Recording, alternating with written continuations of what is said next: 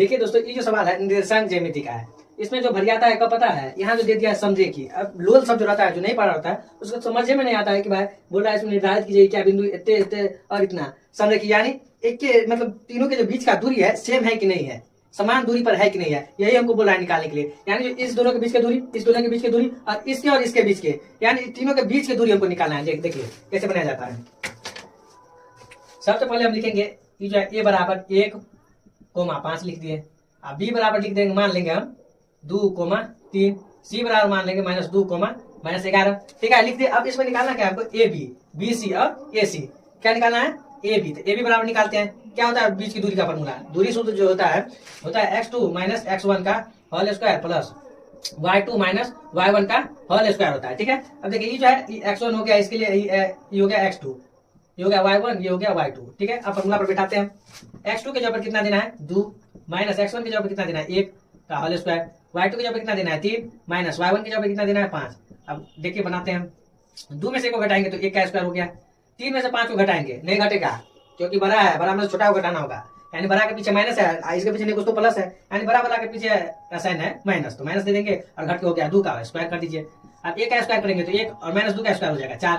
अब जोड़ करके लिख देंगे तो क्या हो जाएगा, ए बी बराबर जो आ गया है मेरा √5 हो गया। अब बीसी उसी प्रकार निकालते हैं, बीसी बराबर क्या हो जाएगा, फिर सीधे फॉर्मूला पर बैठा देते हैं।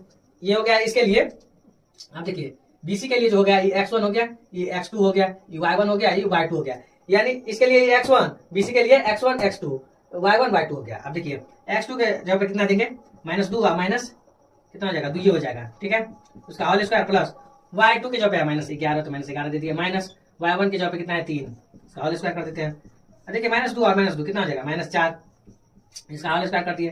ठीक है, -11 और -3 है, -11 और -3 कितना हो जाएगा 11 3 -14 स्क्वायर कर देते हैं। अब देखिए 4 का स्क्वायर हो जाएगा 16 और प्लस 14 का स्क्वायर कितना हो जाएगा 196।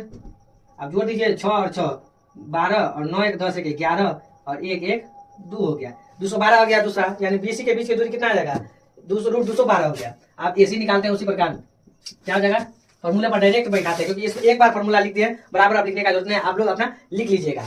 अब देखिए इसमें लगाते हैं x2 - x1 यानी -2 - 1 का whole square plus y2 - y1 यानी कि -11 और -5 का होल स्क्वायर।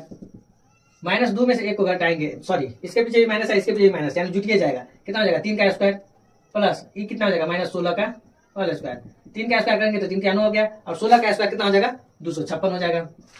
अब जोड़ दीजिए 9 6 15 यानी कि 265 हो गया। अब देखिए तीनों के जो बीच की दूरी जो आया है यानी ए बी बराबर √5 आ गया है, उसी प्रकार बीसी बराबर कितना आ गया